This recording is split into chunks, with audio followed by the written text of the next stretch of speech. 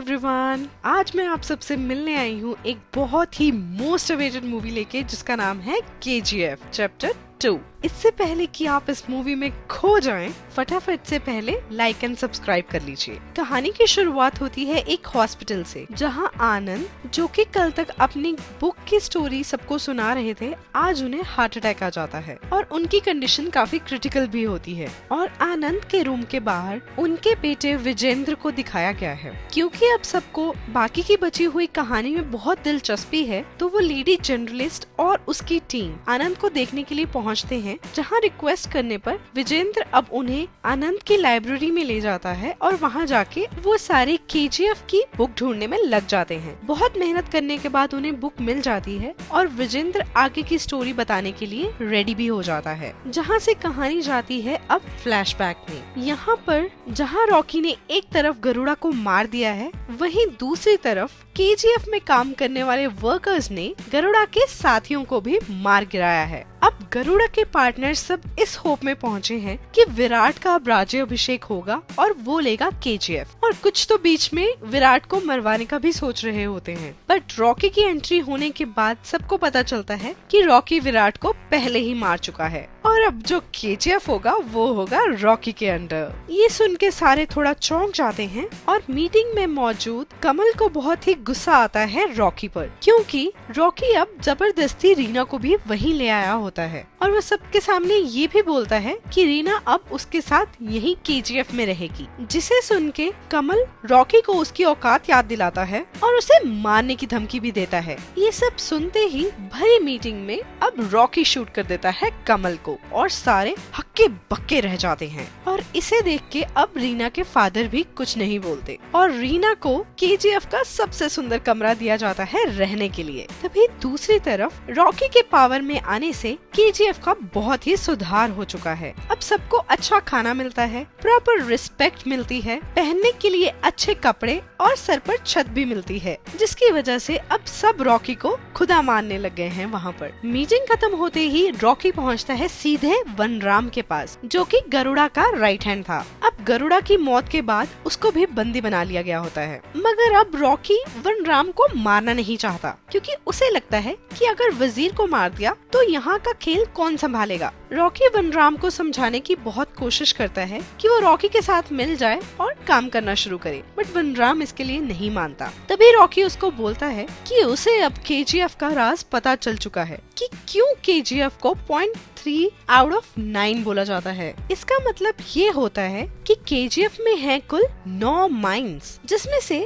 सिर्फ एक के बारे में ही सबको पता है और जिसमें से माइनिंग होती है, बाकी 8 को छुपा कर रखा गया है। अब ये सुनते ही वनराम मान जाता है रॉकी के साथ काम करने के लिए और उसको कहता है कि पहले हमें एक आर्मी खड़ी करनी होगी अपनी चेक पोस्ट पर, क्योंकि अब KGF पर खतरा बहुत बढ़ चुका है। और नेक्स्ट सीन में अब वनराम ट्रेन करना शुरू कर देता है वहाँ के ही वर्कर्स को। अब जैसे ही इन सब 9 माइंस के बारे में पार्टनर्स को पता चलता है, तो सारे अब एकदम शॉक हो जाते हैं, जिसे देख के रॉकी अब प्रोडक्शन बढ़ाने की बात करता है और सब पार्टनर्स को नॉर्मली काम करने के लिए भी बोलता है। दूसरी तरफ अब वर्कर्स नहीं तैयार बाकी माइंस की खुदाई करने के लिए और डर के मारे कोई अंदर जा भी नहीं रहा। तभी अब रॉकी उठाता है अपना हथौड़ा और सबसे पहले करता है खुदाई का काम शुरू, जिसे देखकर सारे बहुत ही जोश से भर जाते हैं और काम करना शुरू कर देते हैं। अब माइनिंग के दौरान वहाँ से गिरती है एक बहुत ही बड़ी सी तलवार, जो कि होती है अब अधीरा की,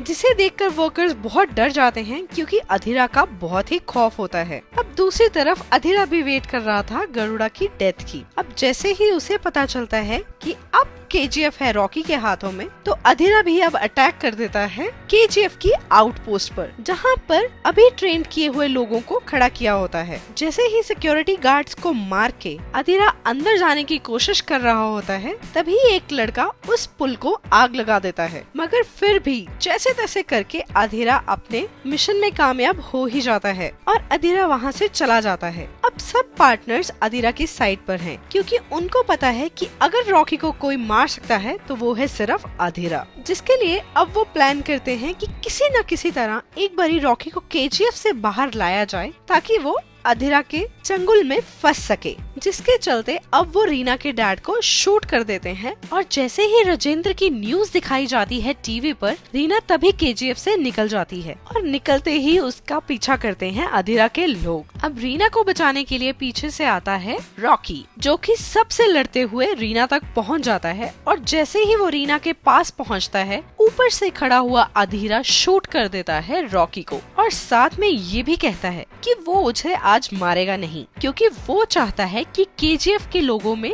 डर पैदा हो, खौफ पैदा हो और वो रॉकी को इस हालत में देखें ताकि उनका हौसला टूट जाए। इसीलिए जख्मी हालत में रॉकी को अब वापस केजीएफ में ले जाया जाता है, जहां एक तरफ अधिरा ने धमकी दी है कि आज से केजीएफ के बाहर कोई भी ट्रक नहीं निकलेगा और निकलते ही उसे शूट भी करवा देता है। दूसरी तरफ शेट्टी मुंबई में रॉकी के साथ काम करने वाले सारे लोगों को दावत पर बुला के उनको जहर दे देता है। अब हालात इतने बिगड़ने पर जैसे ही रॉकी थोड़ा सा ठीक होता है, वो अपने चाचा को, जिनके साथ वो मुंबई में रहता था, उनको लगाता है कॉल और आखिरी मदद करने के लिए रिक्वेस्ट करता है। तभी वहाँ एक माँ आती है जिसका बच्चा आउटपोस्ट पर मर गया था। वो आखिरी बार अपने बेटे को देखने के लिए बोलती है। इसके बाद अब रॉकी का हेलीकॉप्टर तैयार हो जाता है, जिसमें रॉकी जख्मी हालत में रीना के साथ बैठकर खूब सारा पैसा और खूब सारा सोना लेकर वहाँ से चला जाता है। अब किसी को भी कुछ भी पता ना होने की वजह से सबको ये लगता है कि रॉकी वहाँ से चले गया है सब कुछ छोड़ छाड़ कर। नई जगह पहुँचते ही अब रीना रॉकी से पूछती है कि जब सबको तुम्हारी जरूरत थी, तुम सब छोड़ के भाग के यहाँ क्यों आ गए? तभी खलील की गाड़ियाँ आती हैं अब रॉकी को लेने।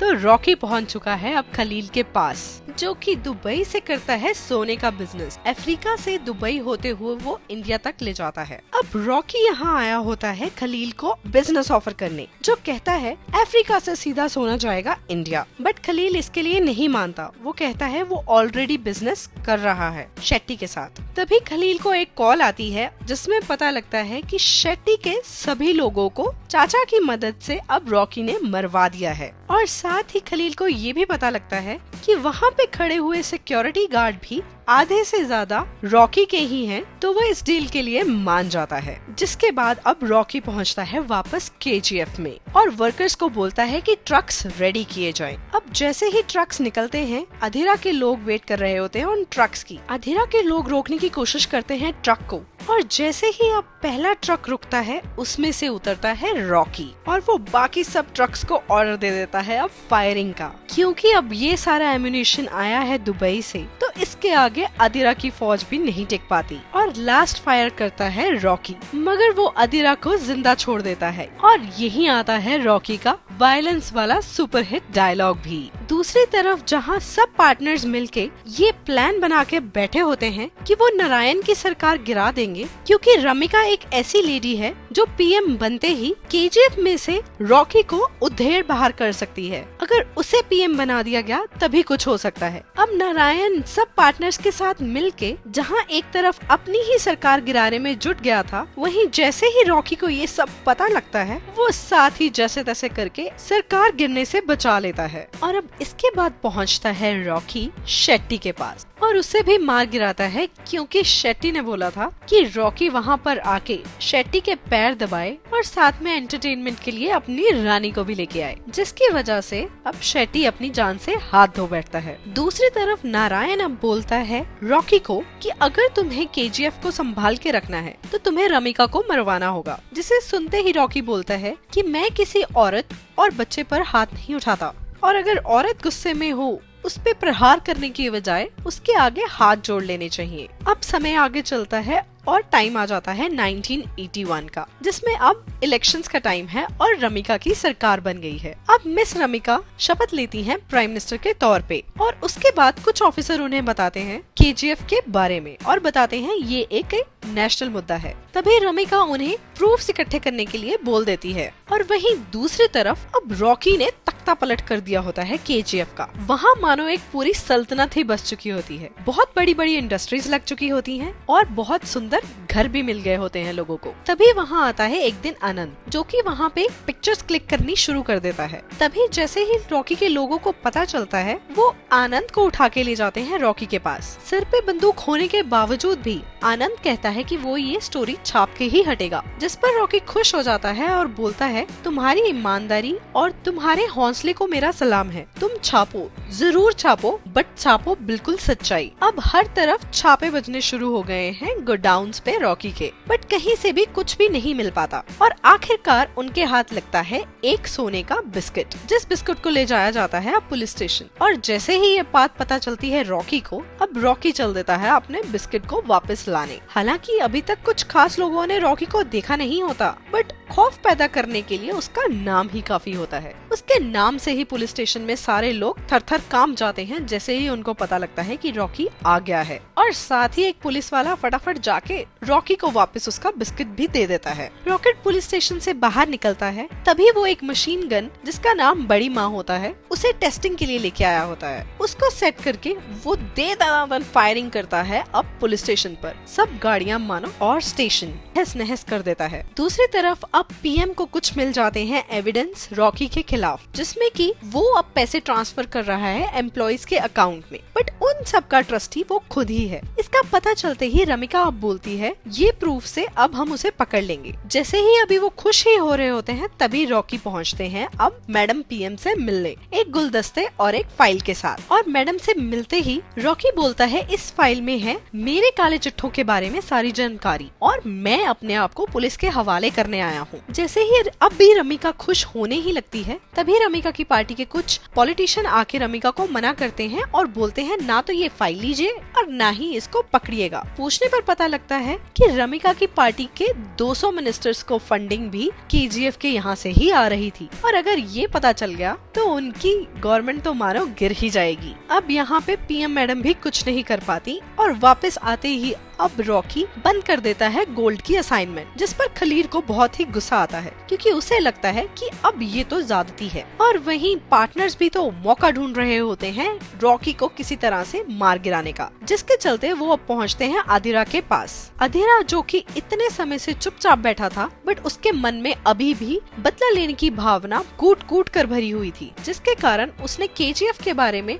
लोगों से पूछ पूछ कर एक मैप रेडी कर लिया था। बट अंदर जाने के लिए अब बहुत सिक्योरिटी थी, जिसकी वजह से अब वो एंड्रयू को ढूंढने के लिए बोलता है एक ऐसे माइन जिसके अंदर से वो पहुंच जाए केजीएफ के अंदर। और वहीं दूसरी तरफ अब रॉकी अपनी माँ की समाधि को जहाँ पर वो पहले बनी थी वहाँ से निकलवा के अपनी सल्तनत के सामने वाले पहाड़ पर रखवाता है और अपने ही फादर को उस समाधि की देखरेख करने के लिए नियुक्त कर देता है, क्योंकि आज तक उसके फादर ने ना तो उसकी माँ का और ना ही कभी रॉकी का ख्याल रखा होता है। जब इस सब के बारे में रीना को पता चलता है तो वो काफी इम्प्रेस होकर शादी के लिए हाँ कर देती है रॉकी को। अब जैसे ही माइन का पता चलता है तो अधेरा शुरू करवा देता है वहाँ खुदाई। वहाँ वाले रास्ते से होते हुए वो सीधा जाएगा अब माइन 3 में और पहुंच जाएगा केजीएफ के अंदर। दूसरी तरफ जैसे ही रीना बताने आती है ये खुशखबरी कि वो अब माँ बनने वाली है रॉकी को, तभी होती है अधीरा की एंट्री और अधीरा वहाँ से शूट करके सीधी गोली मारता है रीना को,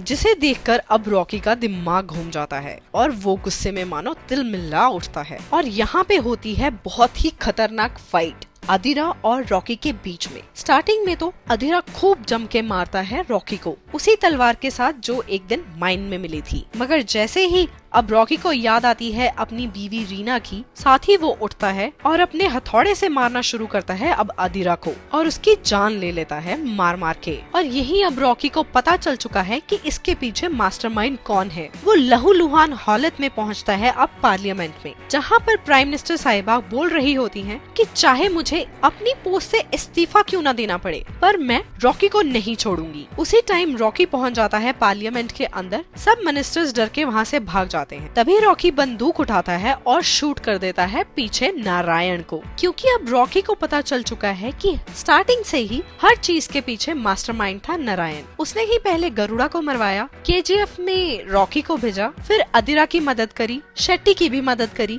अब उसका प्लान था अधीरा को अंदर भेज के रॉकी को मरवाने का और केजीएफ अपने अंडर करने का। अब क्योंकि रॉकी जाके मार देता है पार्लियामेंट के अंदर एक मिनिस्टर को, उसके खिलाफ अब डेथ वारंट इशू हो जाता है और रमिका इस पे बोलती है कि वो चाहे अपनी आर्मी, एयरफोर्स और नेवी तीनों हथियारों को क्यों न लगाना पड़े, बट वो कहीं से भी रॉकी को खोज ही निकालेगी। तभी शुरू हो जाती है रॉकी को ढूंढ निकालने की कोशिशें, जिसके चलते केजीएफ को खाली करवा लिया जाता है। बट दूसरी तरफ समुंदर में से खबर आती है कि रॉकी तो समुंदर में है, एक बोट में, जिस बोट में सोना ही सोना भर रखा है। यहाँ पर अब रॉकी को पता चल चुका था कि उसका अंत अब सामने है, जिसके कारण वो खुद ही अब सबके सामने जा रहा था, बट अपना सोना साथ लेके जा रहा था। उसके मन में था मरना तो है ही, तो मैं सोना भी साथ ही लेके मरूंगा। तभी रमिका के ऑर्डर्स पर बोट की तरफ शूट कर दिया जाता है। शूट होते ही रॉकी पानी में गिर जाता है और साथ ही बह जाता है सारा गोल्ड भी। और दूसरी तरफ वहीं उसकी सल्तनत केजीएफ पर भी बड़े बड़े गोले दाग दिए जाते हैं और सब राख में मिला दिया जाता है। रॉकी को मरवा देने के बाद अब रमिका ये इंश्योर करती है कि किसी को भी